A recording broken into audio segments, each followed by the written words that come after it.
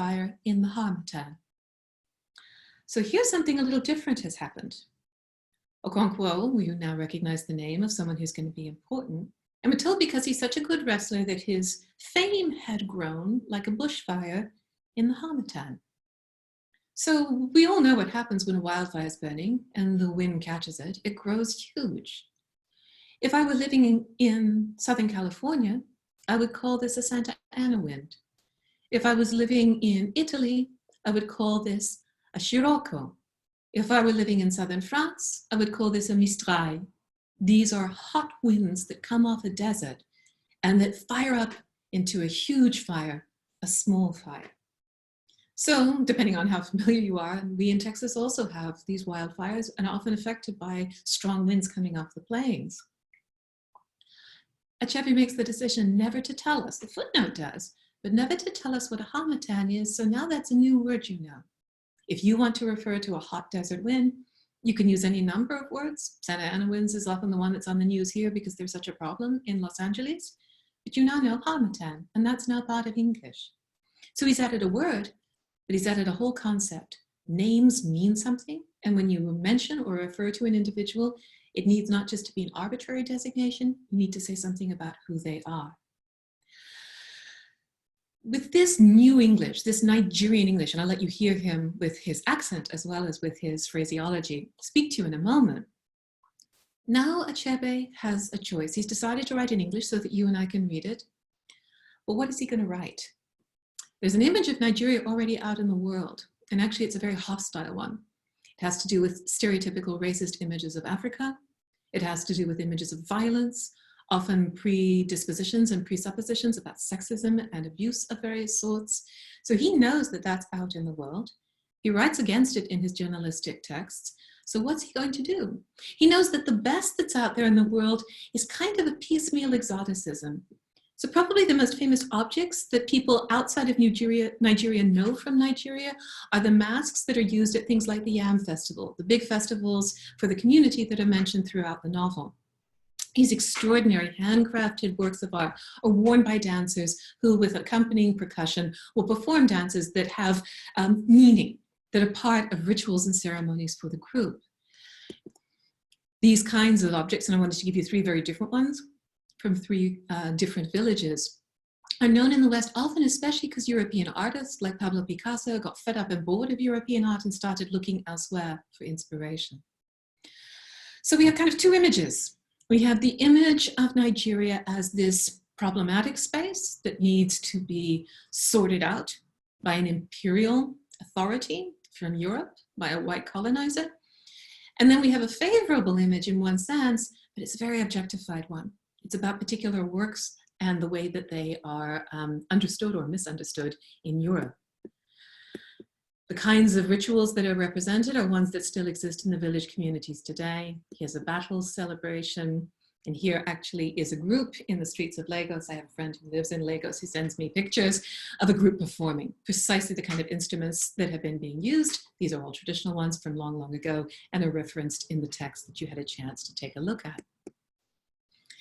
But I wanted to put this particularly memorable image in front of us. This is actually those tribal masks that I showed you at the very beginning, but these are from a very contemporary ritual. And I hope especially that the gas mask stands out to you. It's one that has to do with a lot of the concern with chemical warfare and violence in Africa. It's both beautiful and extraordinary artistically, but it's also a live form of art. So Achebe is going to make a decision rather like the writers of the Epic of Gilgamesh. He could make Okonkwo into a saint. He could try to defeat prejudice against Nigeria, to give an image of Nigeria by giving us someone who is unqualifiedly heroic. He could blame the English for everything. They certainly have a lot of blame to bear. But he makes instead a very daring and I think very impactful decision. He gives us an anti-hero. He decides to tell us about all what's wrong in Okonkwo's life, which is Okonkwo's fault. All the difficulties that are faced by the communities. He doesn't make it into a perfect society that somehow has all the blame to lay at the foot of colonialism. This is something that's been contested back and forth because in the course of the novel, there will be some very traditional and even stereotypical potentially images of African culture. He includes polygamy, and he has a central character who makes terrible mistakes. Do you think he's making the right calculation here? Is he taking the best risk? Out there in the world, and I wanted you to have this image in mind, are images of Nigeria. And his decision, to say it very simply, is not simply to repeat what anthropologists or sort of early anthropologists are reporting about Nigeria, but in his own way to tell it like it is. This book is very like the book that's referenced at the very end of the text, what you'll be reading for next week. And all these images that I've taken from 19th century books are what Europeans, the people who would read this novel in English especially, would know. What English colonial officers, what people living in London and all over the world who could read English would have seen of Nigeria. And in some ways, they're quite accurate. The representation of the particular way that people live is quite accurate. But I'm using this particular image. It's the Yam Festival, so it's actually an illustration of the thing that's described in your text. I'm using this particular illustration to keep in mind for us that Achebe knows that he's representing Nigeria not only to Nigerians, of course that's there too, he's representing Nigeria to an English reading world public. So if you see all those European flags in the background, including a British flag, he's aware to whom is he speaking. And he's putting a culture, his own culture in this case, on display for other people. And so the paradox that's behind the novel is, what does it mean to be Nigerian? And so I wanted to give you an image of a colonial officer in the mid-1930s, which would be about the generation of Achebe's father and the kind of person who could have witnessed and experienced the sorts of moments that are represented in this text. And I wanted to give us an image of Achebe's own graduation picture from when he was in college. The idea of Nigerian global self-representation that's all the way through the text. And then I wanted to let Achebe present himself. So a few years ago, and this was in 2009, and it was done at the Library of Congress, which is why it's so absolutely wonderful. Achebe was invited to celebrate the 50th anniversary of the presentation of his book.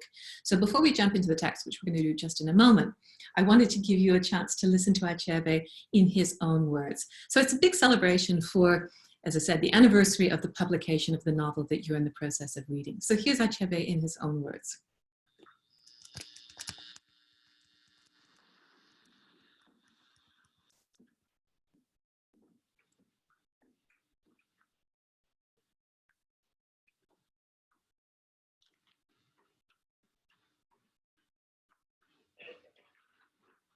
Thank you very much.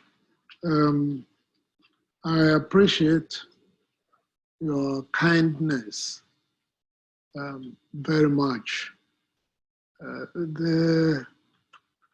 When the invitation came to me, it sounded as if the Library of Congress was going to celebrate my birthday. And I said, do they do that normally? You see, so anyway, it seems they do. And I've seen a large number of organizations that have co-sponsored my visit. And I deeply appreciate this. All I've been asked to do in return is to read to you. And I hope, it's simply a token. The reading is simply a token of my appreciation. It doesn't pay for it. Yeah. And since it's things fall apart, we are celebrating and talking about.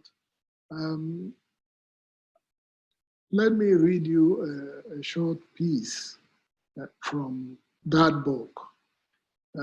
But I should tell you that I've written other books as well. So I want just to pause it there for us for just one little moment. I wanted you to have the opportunity to see the extremely understated, charming personality that Achebe had, how humble he is, even with being as important as he is, how humble he is in terms of how he interacts with people. And then I'll stop the screen share so that we can look at the novel itself together for a little while. So his big joke being, I did actually do other things other than writing this novel, but actually this is the one that everyone always remembers. Let me just take you through a few moments in the first half of the novel that I hope you'll find really meaningful. The title is actually in and of itself quite alarming. It's a line from a poem by an Irish poet, W.B. Yeats. And of course, as many of you may know, the Irish consider themselves to have been colonized by the English. So Achebe begins by creating solidarity with another colonized community, here the Irish, and saying, actually, these colonial projects, these empires, they are always on the way to chaos. They are always about to fall apart. So that's why the Yeats, I think, why the Yeats quote is what starts us off. So he introduces Okonkwo to us, the slippery fish Okonkwo, who manages to feed the agile cat, Amalinze. But then he tells us something very important about Okonkwo. And you'll notice Achebe's style is extremely crisp and clear. It has relatively few judgment words. It's a lot about information. And you can see, I think, the echo of him being a journalist. He wants us to tell us the facts. Sometimes he does tell us what people are thinking, which maybe one has to see as a surmise, something that's one has to deduce. But he's not going to give us a conclusion. It's just, here's what Okonkwo is like. And on 2937, we're given a physical description and actually a career description, not of Okonkwo, but of his father. Unoka, that's his father, wasn't a big success. And Achebe thinks it's very important for us to know how Unoka, the somehow inadequate or unimpressive father, is impactful on the son. By 2939, when Unoka's death is reported, we're told the following. When Unoka died, he had taken no title at all. He wasn't a fish, he wasn't a cat, he was no one because he had no epithet. He had taken no title at all, and he was heavily in debt. Any wonder then that his son Okonkwo was ashamed of him? Fortunately, among these people, the man was judged according to his worth and not according to the worth of his father. If you heard an echo of Montaigne there, I hope. On the one hand, we're being given information. Unoko did not do well, and therefore his son is going to overcompensate. But we're also got a good jab at the way that West European, maybe Anglo-American cultures function, because the good news, of course, for Okonkwo is that it's not about whether your daddy was important, it's about whether you do good work. Like Montaigne, we're being invited to look at what is not Europe as a way of reflecting on what is Europe, or what is, in this case, Britain and America. So one of the things, again, it was in Montaigne, and it's appropriately true to Nigerian history, is that violence doesn't come with the colonials. Violence was there already. The villages did conflict with each other. The villages did fight over things. On 2941, one of these conflicts becomes the beginning part of the novel.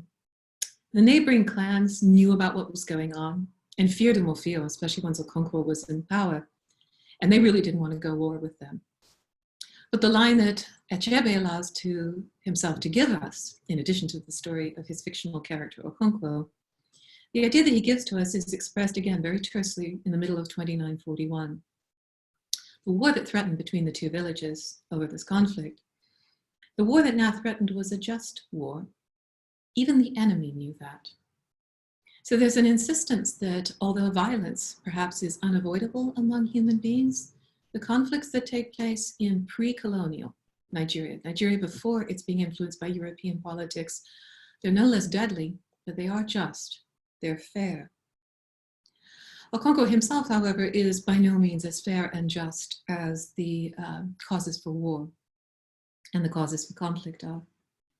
Only a paragraph later, so I think we notice the two moments being really close together. We're told that Okonkwo ruled with a heavy hand. And then we're given a particularly disturbing portrait of him as an abuser. His wives, especially the youngest, lived in perpetual fear of his fiery temper, and so did his little children. Perhaps down in his heart, Okonkwo was not a cruel man, but his whole life was dominated by fear, the fear of failure and of weakness. So we're being given a character sketch of Okonkwo, and it's a very grim one. I mean, he actually terrorizes women who would have been viewed as much less capable, and young women, even more vulnerable, and children in his society, in his own family. But like Baudelaire's strange idea, surprising but maybe valid idea that why we do bad things is because we're bored. So too Achebe takes this moment of the terrible things that Okonkwo does as the occasion to think about, well, why does he do those things? And he suggests that one of the principal reasons why people might be violent, why Okonkwo might do this harm to his own family, is because he's simply frightened, and especially frightened of being shamed. Okonkwo's life is not in good balance. In 2948, we're